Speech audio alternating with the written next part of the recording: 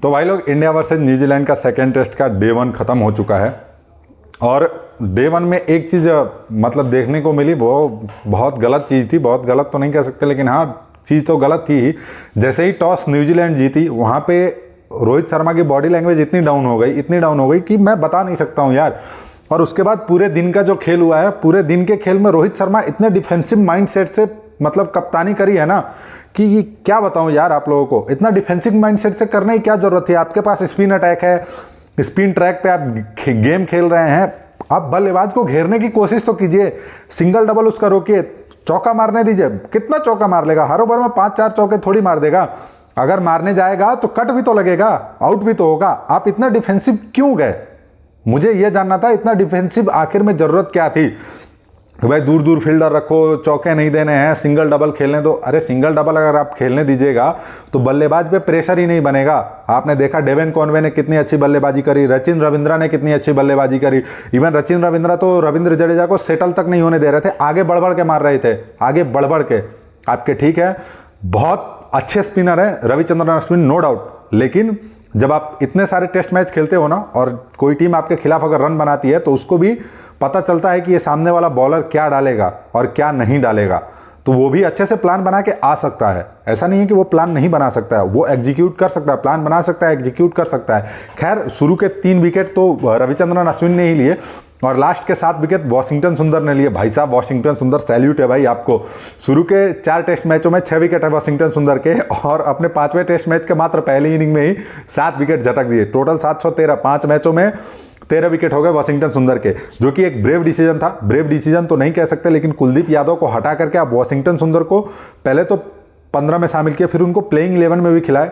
तो जो चीज़ें यहाँ पे करनामा कुलदीप यादव कर सकते थे, उससे कहीं बेटर परफॉर्मेंस करके दिया है। आपने जो निर्णय लिया, उस निर्णय पे खरे उतरे हैं, नो डाउट है इसमें। क्योंकि पिच ऐसी थी, जब टॉस हुआ उस टाइम पे पिच ऐसी थी, ऐसा लग रहा था जैसे वो एक ब्रश नहीं आती है जो ईंटे वीटे साफ करने वाली आती है, तार वाली ब्रश, उस टाइप के ब्रश से या झाड़ू से पीछे साफ की गई है, वो पिच साफ की गई है।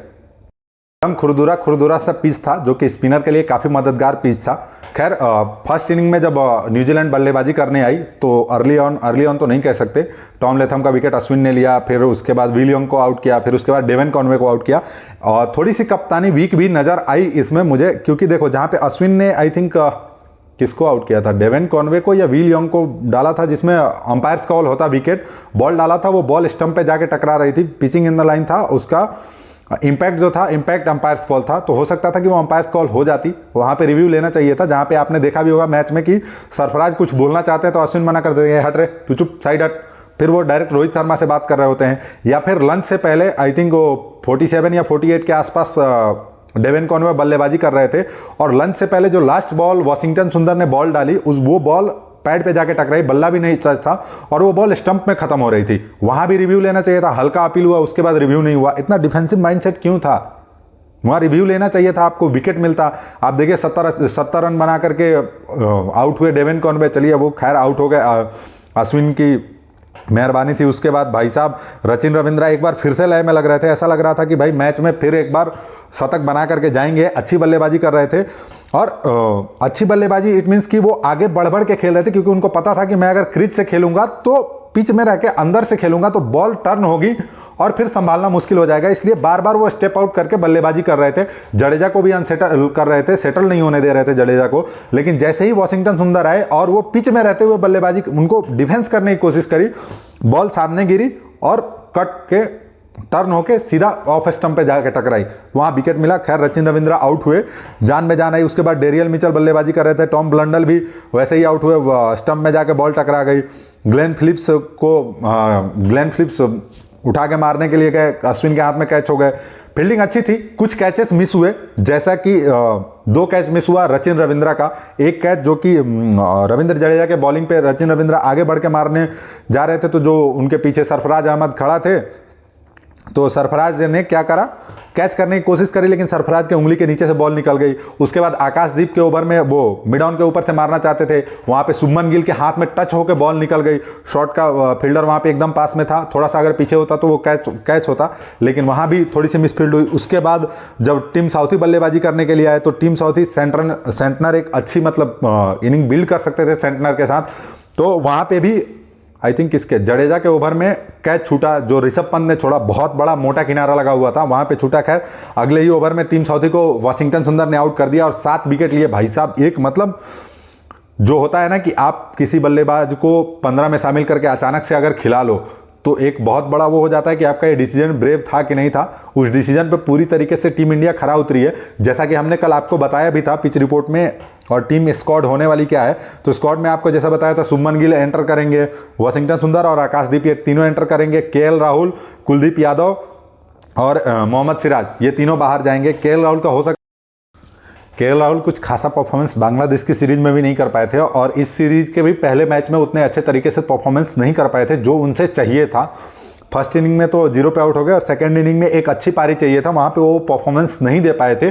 तो भाई मैनेजमेंट क्यों भरोसा करेगी जबकि आपसे अच्छा बल्लेबाज शुभमन गिल, सरफराज खान जो बैठे हुए हैं, उनके बाद अक्षर पटेल हैं, मतलब बहुत सारे बल्लेबाज अभी कतार में हैं। तो हो सकता है कि केएल राहुल को आगे मौका ना मिले। बाकी दूसरी इनिंग में जब खेल शुरू हुई तो न्यूजीलैंड के गेंदबाजों ने काफ़ी अच्छी गेंदबाजी करी, 11 ओवर में मात्र 16 रन दिया और रोहित शर्मा का विकेट बहुत जल्दी गिर गया। थोड़ा सा टेंशन हो रहा है क्योंकि रोहित शर्मा जो भी बल्लेबाजी है तो शुरू से ही थोड़ा सा डोमिनेट करके खेलते हैं ताकि नीचे आने वाले बल्लेबाजों के ऊपर प्रेशर ना पड़े। तो हो सकता है रोहित शर्मा के आउट होने की वजह से थोड़ा सा प्रेशर टीम पे आ सकता है।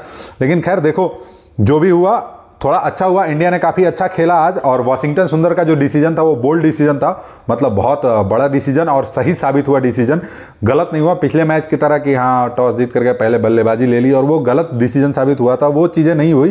खैर ये इसमें सबसे बड़ी देखने वाली बात यह है कि कल फर्स्ट इनिंग में फर्स्ट सेशन में इंडिया कैसे बल्लेबाजी करती है 1-1.5 घंटे तक, क्योंकि एजाज पटेल जब आज शाम को गेंदबाजी कर रहे थे तो उनकी गेंद काफ़ी नीचे रह रही थी और शुभमन गिल काफ़ी अच्छा डिफेंस भी कर रहे थे, यशस्वी जायसवाल भी डिफेंस काफ़ी अच्छा कर रहे थे। तो न्यूजीलैंड के पास देखो एक तो मिचेल सेंटनर है, मिचेल सेंटनर ने भी आज बॉलिंग करी है। मिचेल सेंटनर कहाँ गया, मिचेल सेंटनर का ओवर देखो 2 ओवर डाल के 2 रन दिया और एजाज पटेल ने 3 ओवर में 1 मेडन 5 रन दिया, टोटल 5 ओवर डाला और इन लोगों ने 7 रन दिए हैं 5 ओवर में मात्र। तो पिच तो भाई स्पिनर के लिए मददगार है और थोड़ा सा डिफिकल्ट होगा कल सुबह बैटिंग करना पिच पे।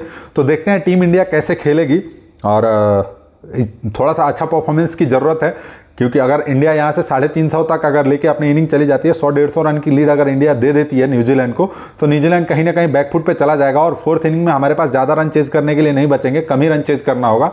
तो देखते हैं, वो सब टाइम पे डिपेंड करेगा कि क्या होता है नहीं होता है। वैसे डिसीजन तो काफ़ी सही लिया था, थोड़ा सा गलत हो गया कि टॉस हम नहीं जीते, खैर कोई बात नहीं, एक हमारे टॉस हार जाने की वजह से मैच नहीं हार सकते हैं।